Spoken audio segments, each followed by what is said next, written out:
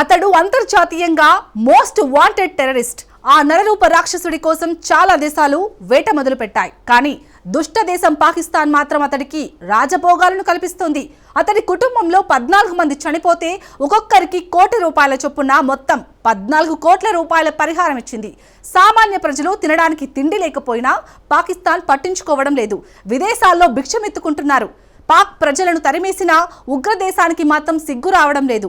ఉగ్రవాదులకు జాతీయ జెండాలు కప్పి ప్రభుత్వ లాంఛనాలతో పాకిస్తాన్ అంత్యక్రియలు నిర్వహిస్తోంది. కానీ పశ్చిమ దేశాలు మాత్రం కళ్ళు లేని కబోదిలా వ్యవహరిస్తున్నాయి. దివాలా దేశం ఉగ్రవాదులకు ఎలా పరిహారం ఇస్తుంది? భారత్ చంపేసిన ఉగ్రవాదుల కుటుంబాలను పాక్ ఆదుకుంటుందా? Watch story.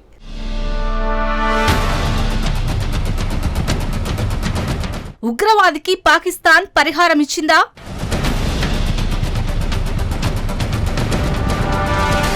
ఉగ్ర చీఫ్ కు పాక్ రాజభోగాలను కల్పిస్తుందా?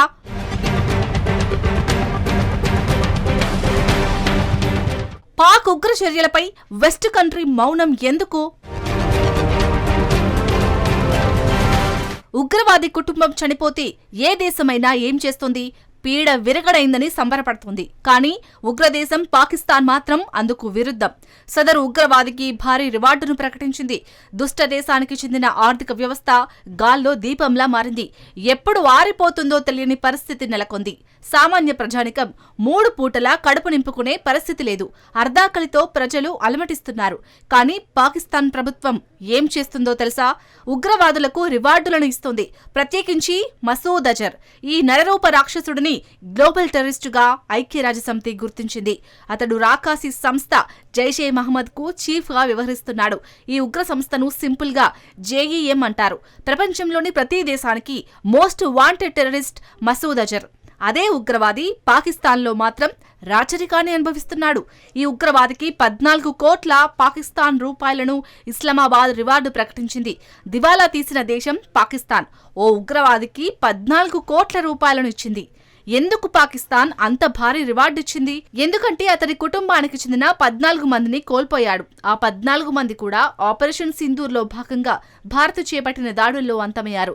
పాకిస్తాన్ పంజాబ్ రాష్ట్రంలో బహవల్పూర్లోని 18 ఎకరాల కాంపౌండ్లో జైషే మహమ్మద్ హెడ్ క్వార్టర్ ఉంది.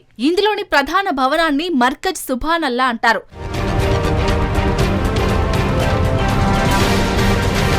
మర్కజ్ సుభానల్లా భవనాన్ని భారత మిస్సైళ్లు నేలమట్టం చేశాయి. పలువురు జైషే ఉగ్రవాదులతో పాటు most wanted terrorist Masood Azhar కుటుంబం కూడా అంతమైంది. ఈ దాడిలో అతడి భార్య, పిల్లలతో పాటు పెద్ద అక్క చనిపోయారు. ఉగ్రవాది తన కుటుంబాన్ని కోల్పోవడంతో పాకిస్తాన్ ప్రభుత్వం కన్నీరు మున్నీరవుతుంది. మసూద్ అజర్ అంటే ఎక్కువగా గుండెలు బాదుకుంటోంది. అందుకే మసూద్ అజర్ కు నష్టపరిహారాన్ని పాక్ ప్రభుత్వం ఇస్తోంది. మసూద్ అజర్ కుటుంబంలో చనిపోయిన ఒక్కొక్కరికి ₹1,00,00,000 పరిహారం ప్రకటించింది. సో మొత్తం 14 కోట్ల రూపాయల పరిహారాన్ని ఉగ్రవాదికి పాక్ అందజేస్తోంది. అందుకే పాకిస్తాన్ ఉగ్రవాదాన్ని పెంచి పోషిస్తుందంటూ భారత్ ఆరోపిస్తుంది. ఎందుకంటే ఉగ్రవాదుల కోసం పాకిస్తాన్ ప్రభుత్వం ఏం చేయడానికైనా రెడీ అంటోంది. బహవల్పూర్లోని జైషే హెడ్ క్వార్టరే అందుకు ప్రత్యక్ష నిదర్శనం. నిజానికి ఈ ఉగ్ర కోటను ఇటీవల నిర్మించారు. అంటే 2015లో బహవల్పూర్లో ప్రారంభంలో అక్కడ కేవలం ఒక మసీదును మాత్రమే పాక్ నిర్మించి ఇచ్చింది. కానీ 2024 నాటికి జైషే ఉగ్రకోట 18 ఎకరాలకు విస్తరించింది. ఇక్కడ సుమారు 1000 మంది ఉండేందుకు వసతులు కల్పించారు. అంటే ఇక్కడే సుమారు 1000 మంది యువకులను ఉగ్రవాదులుగా మార్చి భారత్పై దాడులు చేయడానికి శిక్షణ ఇచ్చేవారు. ఇక్కడ ఏర్పాటు చేసిన ఫెసిలిటీస్ చూస్తే ఆశ్చర్యం కలగక మానదు. అక్కడే సోలార్ ఫీల్డ్ ఏర్పాటు చేశారు.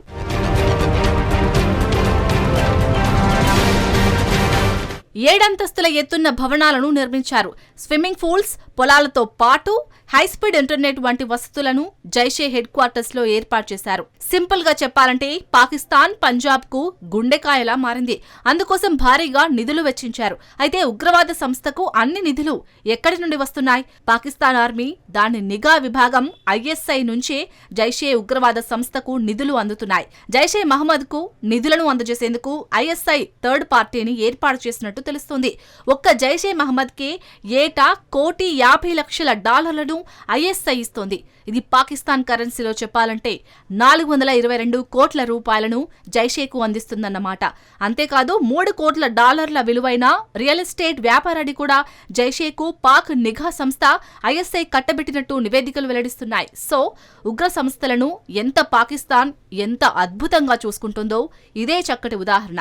దీన్ని బట్టి పాకిస్తాన్ గేమ్ ప్లాన్ ఏంటో కూడా తెలుస్తోంది. ముందుగా IMF నుంచి దివాలా రుణాల కోసం పాకిస్తాన్ వేడుకుంటుంది. చెక్లు క్యాష్ రూపంలోకి మారగానే ఆర్మీ చేతుల్లోకి వెళ్లిపోతాయి. అక్కడి నుంచి డర్టీ వర్క్స్ కోసం నిధులను ISIకు చేరుతాయి. మూడో పార్టీ నుంచి ఆ నిధులు టెర్రరిస్టుల చేతుల్లోకి వెళ్లిపోతున్నాయి. ఇప్పుడు కూడా పాకిస్తాన్ అదే పని చేస్తోంది. ఉగ్రవాదులను సృష్టించే ఫ్యాక్టరీగా పాకిస్తాన్ పనిచేస్తోంది. ఇప్పుడు వైరుధ్యాన్ని చూడండి. అంతర్జాతీయంగా గుర్తించిన ఉగ్రవాదుల రాక్షస కోటలను భారత్ బద్దలు కొడుతుంది. కానీ అదే టెర్రరిస్టులకు పాకిస్తాన్ రివార్డులిస్తోంది. ఫలితంగా మసూద్ అజర్ మరింత బలపడుతున్నాడు. ఈ నరరూప రాక్షసుడే భారత్లోని పలు ఉగ్రదాడులకు మాస్టర్ మైండ్ గా వ్యవహరించాడు. 2001లో పార్లమెంటుపై ఉగ్రదాడి, 2016 పఠాన్ కోట్ ఎయిర్ బేస్ పై దాడి, 2019లో పుల్వామాలో ఆర్మీ కాన్వాయ్ పై ఆత్మాహుతి దాడికి ఈ ఉగ్రవాదే సూత్రధారి. మసూద్ అజర్కు పాకిస్తాన్ ఇచ్చింది నష్టపరిహారం ఏమాత్రం కాదు, అది రక్తంతో తడిసిన డబ్బుగా చెప్పొచ్చు. ఉగ్రదాడుల్లో ప్రాణాలు కోల్పోయిన ఎందరో అమాయక భారతీయుల రక్తపు మరకలతో తడిసిన నిధులు అవి. ఇది పాకిస్తాన్ అసలు వాస్తవం. ఆ దేశ ఆర్థిక వ్యవస్థ కుప్పకూలిపోతోంది. సామాన్య పాకిస్తాన్ ప్రజలకు రోజువారీ ఆహారం దొరకడమే గగనంగా మారింది. అయినా సరే పాకిస్తాన్ మాత్రం మసూద్ అజర్కు రివార్డులిస్తోంది. దేశంలో పరిస్థితులు ఎంత దారుణంగా ఉన్నాయో పాకిస్తానీలకు తెలుసు. వేలాది మంది ప్రజలు దేశం విడిచి పశ్చిమాసియాకు వలస వెళ్తున్నారు. కానీ వారిని అవమానకరమైన రీతిలో పశ్చిమాసియా దేశాలు వెనక్కి పంపుతున్నాయి. సౌదీ అరేబియా, ఖతార్, UAE దేశాల నుంచి సుమారు 5,000 మంది పాకిస్తానీయులను వెనక్కి పంపారు. ఎందుకు వారిని వెనక్కి పంపారో తెలుసా? ఆయా దేశాల్లో పాకిస్తానీయులు భిక్షమెత్తుకుంటున్నారు. అంటే పాకిస్తానీయులు ఆయా దేశాలకు భిక్షమెత్తుకునేందుకు వెళ్తున్నారన్నమాట.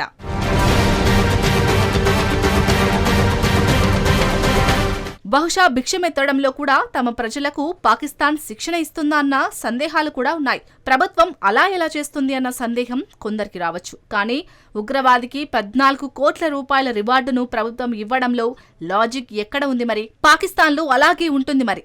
ఉగ్రవాదుల మృతదేహాలకు ప్రభుత్వ లాంఛనాలతో అంత్యక్రియలను పాకిస్తాన్ నిర్వహిస్తోంది. ఉగ్రవాదుల మృతదేహాలపై జాతీయ జెండాలను కప్పుతుంది. కానీ దీనిపై అంతర్జాతీయ సమాజం మాత్రం నోరు మెదపడం లేదు. వీటి నుంచి పశ్చిమ మీడియాలో ఎలాంటి వార్తలు కనిపించవు. ఇక్కడే భారతీయులు కఠినమైన ప్రశ్నలను సంధిస్తున్నారు. IMF నిధులను పాకిస్తాన్ ఏం చేస్తుందని నిలదీస్తున్నారు. ఆకలితో అలమటిస్తున్న వారికి IMF నిధులు ఇస్తుందా, లేక ఉగ్రవాదులకు రాజభోగాలు కల్పించేందుకు రుణాలు ఇస్తున్నారా? ఇప్పటి వరకు పాకిస్తాన్కు IMF 24 దివాలా రుణ ప్యాకేజీలను ఇచ్చింది. ప్రపంచంలో ఇంత ఎక్కువగా IMF నుంచి రుణాలు తీసుకున్న ఏకైక దేశం పాకిస్తానే కావడం దారుణం. IMF నిధులను పాకిస్తాన్ ఏం చేస్తోంది? పాకిస్తాన్ విషయం వదిలేయండి, అసలు IMF ఏం చేస్తుందో కనీసం దానికైనా తెలుసా అంటూ భారతీయులు ప్రశ్నిస్తున్నారు. ఇక భారతీయులు నిలదీసే రెండో ప్రశ్న పశ్చిమ దేశాలు పాక్ ఉగ్ర చర్యలపై ఎందుకు మౌనం వహిస్తున్నాయి? నిత్యం భారత్కు నీతులు చెప్పేందుకు పశ్చిమ దేశాలు యత్నిస్తాయి. కానీ పాకిస్తాన్ విషయానికి వచ్చేసరికి నోళ్లు ఎందుకు మూతపడుతున్నాయి? ఉగ్రవాదికి కోట్ల రూపాయల రివార్డును పాకిస్తాన్ ఎలా ఇవ్వగలుగుతోంది? ఎందుకు అంతర్జాతీయ సమాజం నిద్రమత్తులో జోగుతోంది? పాకిస్తాన్ ప్రాధాన్యాలు తప్పుదోవ పట్టడమే కాదు, ఆ దేశం అత్యంత ప్రమాదకరమైనది. ఉగ్రదేశం ప్రత్యేకించి పేదరికాన్ని, ఉగ్రవాదాన్ని ఉత్పత్తి చేస్తోంది. బహుశా పాకిస్తాన్ ముక్కలవ్వచ్చు, కానీ దాని ఉగ్ర భావాజాలం మాత్రం చాలా స్ట్రాంగ్ గా ఉంది. ఫలితంగా ఏలుగా భారత్ మూల్యం చెల్లించుకుంటోంది. పశ్చిమ దేశాలు ఇప్పటికైనా మేల్కొనకపోతే అవి కూడా ఉగ్రభూతానికి మూల్యం తప్పకుండా చెల్లించుకోవాల్సిందే.